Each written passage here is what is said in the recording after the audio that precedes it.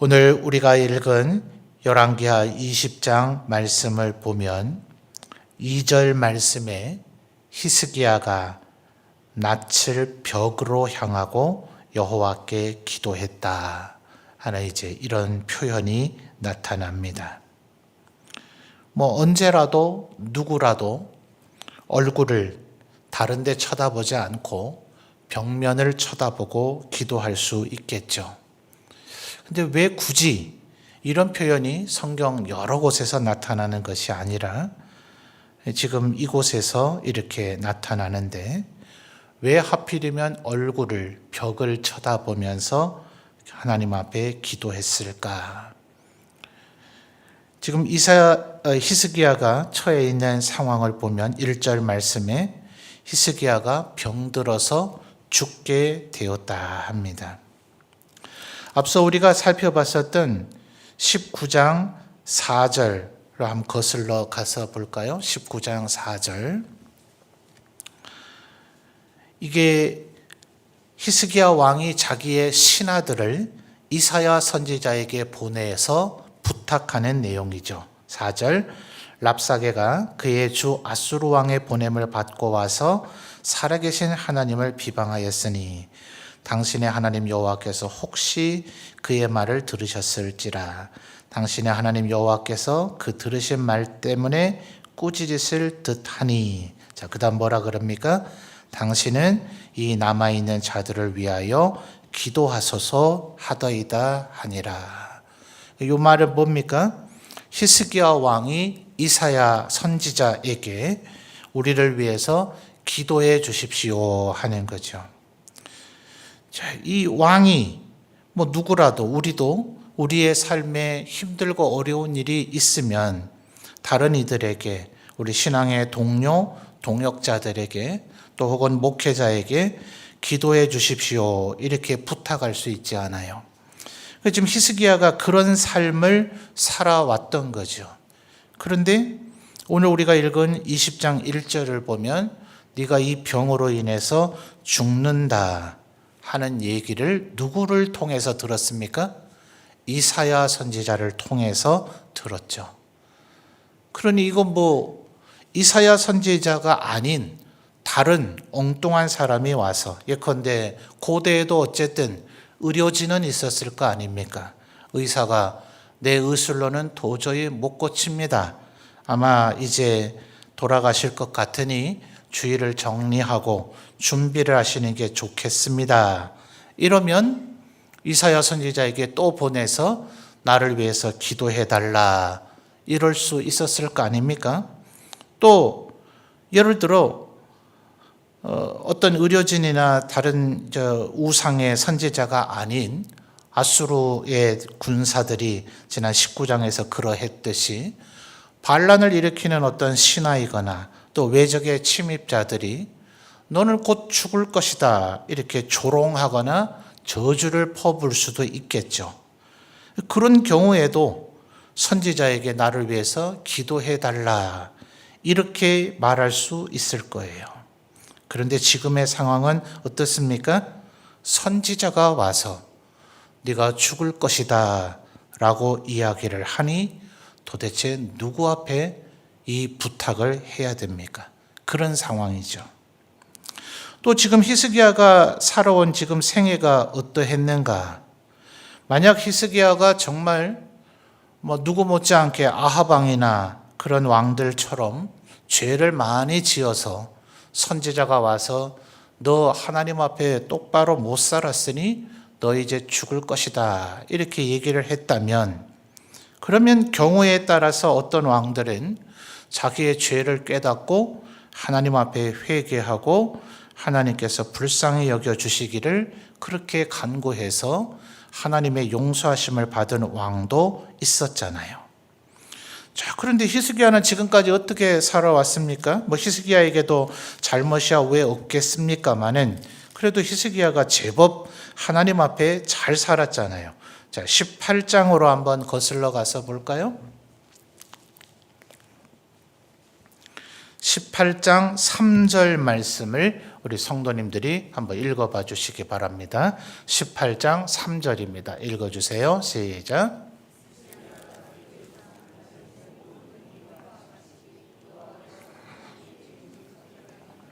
아멘. 자, 누가 언급됐어요? 다윗 왕이 언급됐는데 다윗의 그다음 뭐라 그랬죠? 모든 행위라고까지 표현했어요. 다윗과 같이 행했다 이렇게 하면 굳이 말하자면 11개의 왕들 중에서는 거의 A급이다 그랬죠. 그런데 다윗의 모든 행위라 이렇게 얘기를 했으니 거의 특 A급이라고 할 만하다 그랬습니다. 또 4절 말씀 18장 4절을 우리가 그때도 살펴봤습니다만 무려 모세가 만들었었던 놋뱀을 그걸 부셔버렸어요. 와, 이게 정말 상상하기가 이게 어려운 일 아닙니까? 우리한테야 아유 마땅히 그래야지 그건 우상이야 그거 잘 부쉈네 이러겠지만 여러분 중에 여러분의 선조 가운데 가장 존경받는 사람 중에 하나인 사람이 만든 거 함부로 부술 수 있겠어요? 그것 때문에 우리의 선조들이 많이 불뱀에 물려 죽을 뻔하다가 구원을 받았다는데 그런 영험한 기운이 실려있는 물건을 감히 때려 부실 수 있겠냐고요. 이건 우상이 아니었고 또 우상 숭배자들이 만든 것이 아니라 하나님께서 명령하셔서 모세라는 선지자가 만들었던 것이고 또 그 놋뱀으로 인해서 수많은 선조들이 치유함을 입었던 하나님의 기적과 은혜가 일어나게 만들었던 물건이란 말이에요. 그런데 그걸 감히 부숴버린다? 이게 감히 상상이나 할 수 있는 일입니까? 그런데 히스기야는 이런 일까지도 했었더라 하는 겁니다. 오늘 우리가 읽은 열왕기에는 이게 잘 나타나지 않습니다만 지금 20장의 이 상황은 역대기를 보면요. 히스기야가 왕이 된 지 6년이 됐을 때 이미 북이스라엘은 멸망했어요. 그리고 나서 지난 시간에 살펴본 우리 아수르 대군이 쳐들어와서 예루살렘도 포위를 했었잖아요. 그래서 18장, 19장의 이 사건은 히스기야가 왕이 된 지 14년이나 됐을 때의 일입니다. 그리고 오늘 지금 병들어서 죽게 됐다. 이것은 그 이후의 상황인데 역대기 32장을 보시면 나중에 한번 찾아보세요. 궁금하고 관심이 있으신 분은 이 히스기야가 했던 놀라운 얘기가 역대기에 기록이 되어 있습니다. 여러분 이스라엘에 오늘이 설날 맞죠? 음력으로. 그렇죠? 이제 정월 1일 이거 아닙니까? 음력으로. 이스라엘 사람들의 정월 새해가 돼서 14일이 되면 그들도 우리 설날처럼 지켜야 되는 절기가 있죠. 뭡니까? 유월절이죠. 유월절. 출애굽하게 되는 그때를 하나님께서 이제부터는 요 때를 새해의 기준으로 삼아라. 이렇게 명령하셔서 그 달을 정월로 지키게 하시고 그 14일에 유월절을 지키게 하셨다 그랬어요. 자, 그런데 그 이후에 이스라엘 백성들이 이 유월절을 해마다 잘 지켰을까요? 그렇지 않았더라는 거예요. 얼마나 악한 왕들이 많이 생겨졌었으면 이 유월절을 지키지 않았는데 히스기야가 하나님의 말씀을 잘 읽다 보니까 정월 14일이 되면 또 유월절뿐만이 아니죠. 유월절과 초실절과 수장절이 되면 너희는 모두 예루살렘 성전에 올라와서 내 앞에 얼굴을 보이라. 주님께서 이렇게 명령하셨다는 것을 성경을 읽다가 히스기야가 발견하게 된 거예요. 그러니까 히스기야가 어차피 지금 북이스라엘은 멸망해 버렸잖아요. 그러니까 10지파도 르호보암 왕 때 여로보암이 북쪽에 북이스라엘을 세워서 그렇지 남유다의 왕실의 입장에서 볼 때는 원래 이스라엘의 백성이죠. 그죠? 여러분 지금 북한 지역을 우리의 헌법 개념 속에서의 법률적 용어로 뭐라고 하는지 압니까? 미수복지구 이렇게 표현을 합니다. 북한이 국제사회에 인정을 받고 자기들이 별도의 국가라고 그들은 주장하지만 우리나라의 헌법의 개념 속에서는 그 영토 북한 주민도 우리나라, 우리 국민인 셈인 거예요. 자, 그러니까 히스기야 왕이 북이스라엘의 영토의 지역에다가 사자를 보냈습니다. 어차피 너희가 그동안 추종하고 따랐던 북이스라엘은 멸망했으니 너희는 원래 남유다, 유다 다윗 왕실의 백성이요 신하였으니 이제 내가 하나님의 말씀을 따라 유월절을 지키려고 하니 너희도 예루살렘에 올라와서 동참함이 어떠냐. 자, 근데 문제가 생긴 거예요.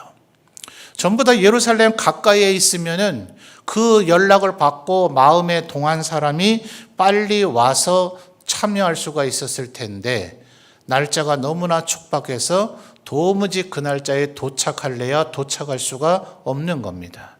그래서 히스기야가 하나님 앞에 하나님 너무나 죄송하지만 그동안 우리들이 유월절을 이렇게 못 지켰었는데 이번에는 지키고자 하는 마음이 있는데 너무나 죄송하지만 이번 달만 2월 14일에 지키면 안 되겠습니까? 이렇게 하나님 앞에 기도했고 하나님께서 그것을 기쁘게 여기셔서 허락했고 물론 북이스라엘에서 10지파에 속해 있던 모든 사람들이 다 호응해서 온 것은 아니고 그 중에 어떤 이들은 히스기야를 가리켜서 네가 어찌 우리 왕이냐 우리는 다윗 왕실에 충성을 맹세한 적이 없다라고 히스기야를 비웃은 이들도 있지만 그들 중에 어떤 이는 히스기야의 부름을 받고 유월절에 참여하기 위해서 예루살렘에 올라왔더라. 자, 북이스라엘을 향해서 이런 제스처, 이런 움직임을 한 최초의 왕입니다. 그리고 심지어는 유월절과 무교절 절기는 7일 동안 지키게 되어 있잖아요. 그런데 하나님 앞에 그 절기를 지키면서 얼마나 은혜가 되고 감격이 됐으면 우리가 7일을 더 지키기를 원합니다. 이렇게 해서 무려 14일 동안 유월절 절기를 지킨 얘기가 역대기에 나옵니다. 자, 여러분 볼 때 히스기야 왕, 다윗 왕을 닮은 왕이라고 할 만하죠? 그렇죠? 그러니까 지금 여기서 우리가 딜레마에 빠지는 거예요. 만약 히스기야가 정말 나쁜 짓하고 악한 짓을 했을 때 하나님의 선지자가 와서 너 이제 죽는다 이랬으면 회개하면 될 일 아니에요. 그리고 엉뚱한 사람이 와서 너 이제 죽을 것이다 이랬으면 선지자에게 나를 위해서 기도해달라, 나를 위로해달라 부탁하면 될 일인데 하나님 앞에 나름대로 열심히 산다고 살았는데 하나님의 선지자가 와서 너 이제 죽는다 하니 이게 선지자가 하나님의 뜻 아니고 자기 마음대로 멋대로 와서 그런 얘기를 할 리가 없잖아요. 하나님께서 나를 이제 죽이려고 하시는구나. 내가 하나님 앞에 이제 더 이상 긍휼의 여김을 받지 못하는구나. 하나님이 말씀하셨으니 나는 더 이상 살 길이 없겠구나. 자, 여러분 이때 기도할 용기가 생기겠습니까? 온 세상 사람들이 다 나를 뭐라 해도 우리 신앙의 동료들이 나를 위로해주고 또 목사가 나를 위로해주고 하나님께서 나에게 은혜를 베풀어 주신다 싶으면 우리 힘을 내고 살아나갈 용기가 있잖아요. 그런데 하나님께서 나를 버리시겠다네요. 하나님께서 나보고 너 죽을 거라고 하신다네요. 그 얘기를 가장 지금까지도 기도에 도움을 받았었던 이사야 선지자가 와서 말하니 아마도 어떤 목회자는 말하기를 우리 예수 믿는다는 사람들조차도 99%는 20장 1절에서 그냥 낙심하고 낙담하고 포기했을 것이다.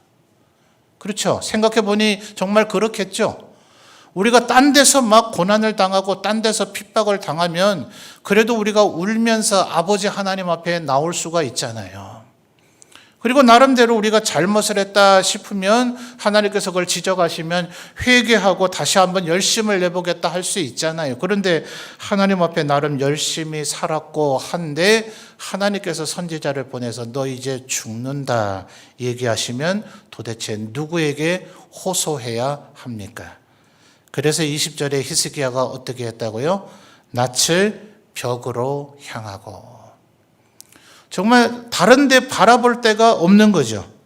그렇다고 해서 이것이 하나님 아닌 다른 것에 기대하고 있는 것이 아닙니다. 3절 말씀 우리 성도님들 다시 한번 읽어볼까요? 3절입니다. 시작.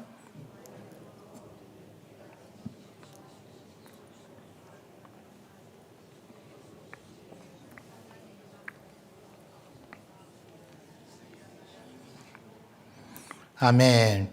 3절을 보니까 분명히 히스기야가 뭐라고 말하기는 말했죠. 그렇죠? 뭐라고 했습니까?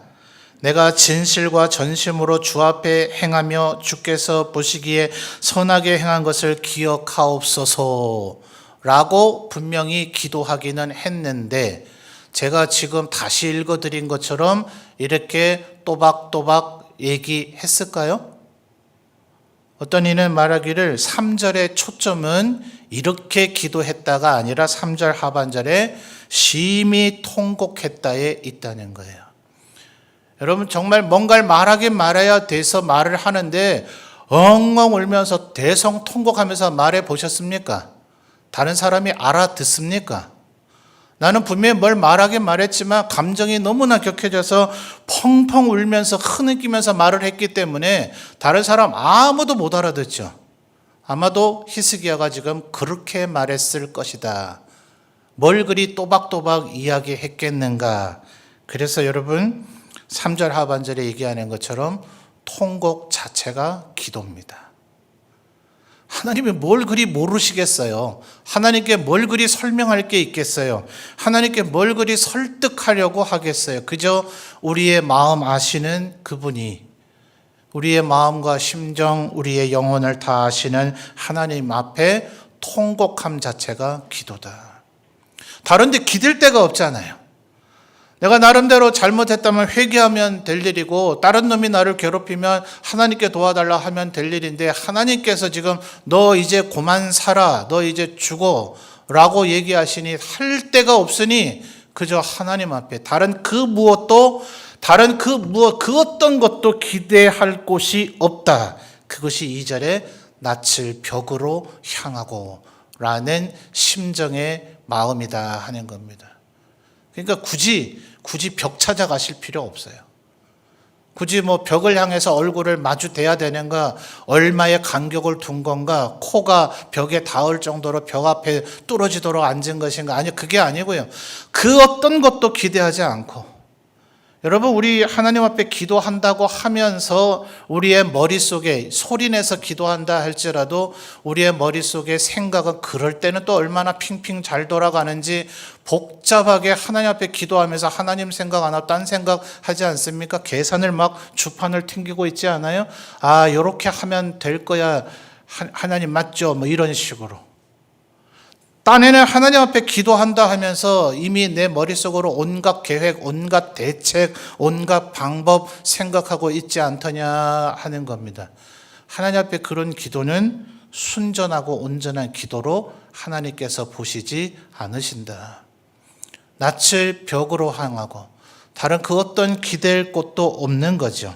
오직 하나님만 기대하고 하나님만 의지할 때에 하나님께서 어떻게 하셨습니까? 4절부터 너무나 유명한 얘기죠. 이사야 선지자가 성전에서부터 왕궁에 와서 이 하나님의 말씀을 히스기야 왕에게 전하고 다시 성전으로 되돌아가기 때문에 4절에 성읍 가운데까지도 이르기 전에, 불과 얼마 걸렸을까요? 5분, 10분, 한 30분 걸렸을까요? 그 정도밖에 시간이 흐르지 않은 겁니다. 그런데 하나님께서 다시 5절에 돌아가서 히스기야에게 15년의 목숨이 연장되었다고 이야기하라고 말씀하십니다. 얼마나 하나님께서 지금 급박하게 이 히스기야의 기도에 응답하셨는가.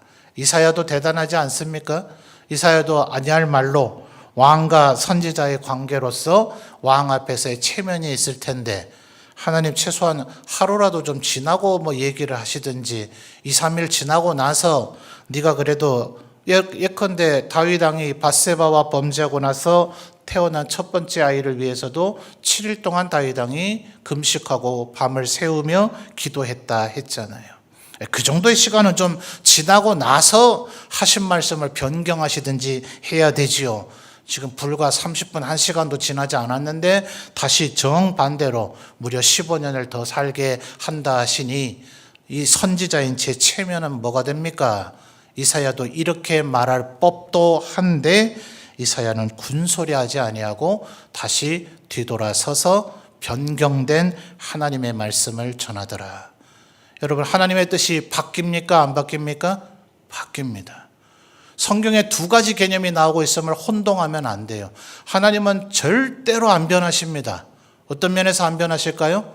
우리를 사랑하겠다, 너를 지키겠다, 너를 구원하겠다 하신 그 약속은 절대로 변하지 않으십니다. 그런데 하나님은 인자와 자비와 사랑이 얼마나 무한하신지 우리를 혼내시겠다, 벌 주시겠다 했던 그 말씀은 얼마나 자주 바뀌셨는지 몰라요. 우리의 기도는 하나님의 진노를 자비와 사랑으로 바꾸게 만드는 유일한 열쇠입니다. 여러분, 이 세상 그 어떤 상황에서도 해답의 길이 없을 때, 해결할 방법이 없을 때, 그래서 우리의 얼굴을 벽으로 향할 수밖에 없는 절박한 상황일 때라도 하나님 앞에 기도하면 하나님께서 그 기도를 들어주시더라 하는 겁니다. 여러분, 히스기야 참 대단하지 않습니까? 그런데 이 대단할 때가 제일 위험할 때라는 것을 12절부터 21절까지 보여줍니다. 이 위대한 기도의 왕 히스기야가 어찌 한순간에 이렇게 변할 수 있을까? 이 부분을 우리가 또한 조심해야 됩니다. 12절부터를 보면 바벨론의 왕이 사신을 보냈죠. 왜 보냈을까요? 참 기이하지 않습니까? 바벨론 왕이 사신을 보냈는데 히스기야가 그에게 13절을 보면 자기가 가지고 있는 모든 것을 보여줍니다. 여러분, 왜 보여줄까요? 여러분, 가지고 있는 거 혹시 자랑하고 싶은 것 없습니까? 누구에게 왜 보여줍니까? 자랑하려고 보여주죠. 지금 히스기야가 자랑하려고 모든 것을 보여줬기 때문에 역대기에서는 교만이라고 하는 단어를 정확하게 몇 번 사용하고 있습니다. 히스기야가 여러 가지 핑계대고 싶겠지만, 여러 가지 이유를 대고 싶겠지만 그가 교만해졌다라고 성경은 담백하게 평가를 합니다. 여러분, 몇 번 제가 정리를 해드렸는데 기억하십니까? 아사왕, 남유다의 아사왕, 이 사람도 굉장히 다윗과 흡사한 경건한 왕이라고 불려졌다 그랬죠. 그런데 북이스라엘의 바아사 왕과 계속 전쟁을 합니다. 바아사 왕이 자꾸 쳐들어오니까 이 아사 왕이 견뎌내기가 힘드니까 북이스라엘의 뒤쪽에 있는, 더 북쪽에 있는 아람 왕에게 뇌물을 바쳐서 북이스라엘의 배후를 공격해다오. 그러면 북이스라엘이 남쪽으로 쳐들어오지 않겠지. 이런 어처구니 없는 짓을 했죠. 그래서 그때로부터 다윗 왕이 정벌했었던 아람이 이제 계속해서 북이스라엘을 쳐들어오는, 그래서 엘리야 엘리사 시대 그 아합 왕의 집안이 계속해서 방어하기가 급급했던 나라가 어느 나라였어요? 아람이라고 하는 나라이더라. 자, 이 아람이 이제 아수르에서 많이 약화가 되면서 아람과 북이스라엘이 남유다를 또 쳐들어오니 바로 이 히스기야의 아버지 아하스 왕이 누구에게 신하를 보냈죠? 아수르에게 신하를 보내서 이 아람 좀 쳐주세요 라고 얘기했더니 아수르가 아람도 치고 북이스라엘도 치고 심지어는 남유다까지 포위를 했었더라. 자, 이 두 명의 왕들의 이런 행동을 통해서 교훈을 받았어야 되죠. 여러분, 지금 이 시대에 차별금지법이라는 게 왜 나오겠는가?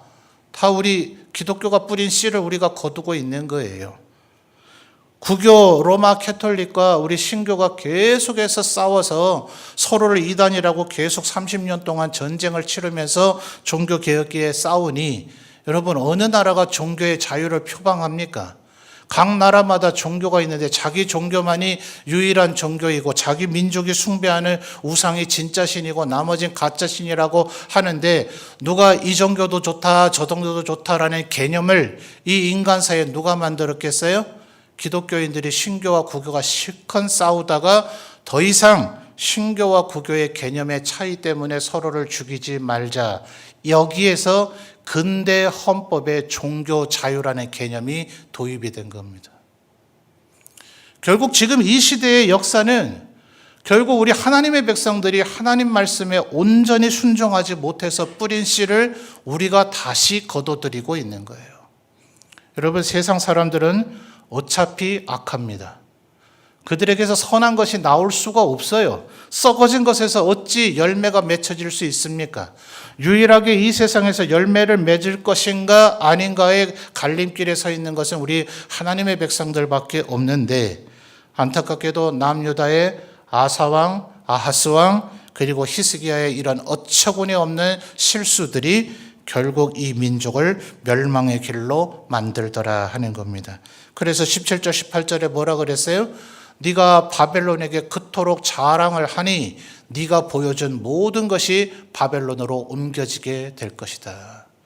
결국 이스라엘 남유다의 멸망도 이 히스기야의 어처구니 없는 교만으로 인해서 벌어졌더라 하는 거예요.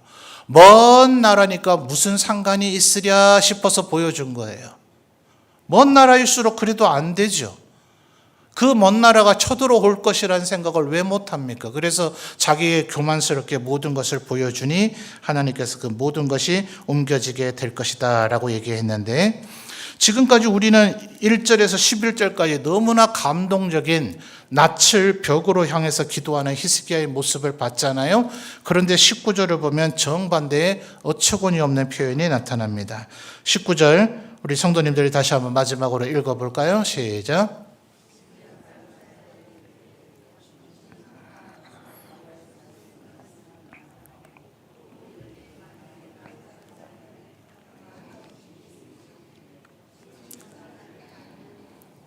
아멘.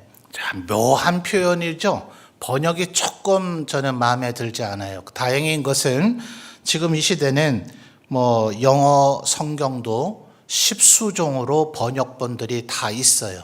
그걸 단어들을 비교해 보면 조금 어렵지만 이런 차이점들을 느낄 수 있고, 한글 성경으로도 이제 한 10종류가 됩니다. 비슷한 단어지만 약간의 어감의 차이들이 있어서 우리 성경에서 잘 이해 안 되는 부분을 여러분이 보실 수가 있어요. 그래서 이 19절의 하반절의 얘기가 이런 얘기입니다. 또 이르되, 중간에 찾으셨어요? 당신이 전한 바 여호와의 말씀이 선하니이다. 누가 감히 하나님의 말씀에 토달 수 있겠습니까? 누가 감히 하나님의 말씀이 잘못됐다, 뭔 그런 말도 안 되는 소리를 합니까? 라고 하나님께 얘기할 수 있는 사람이 어디 있겠어요? 그러니 하나님께서 말씀하신 것이 정당하십니다. 하나님의 판결, 하나님의 선언이 너무나 옳으십니다. 여기까지는 좋아요. 자, 그런데 19절 다시 보십시오. 또 이르되, 그러죠?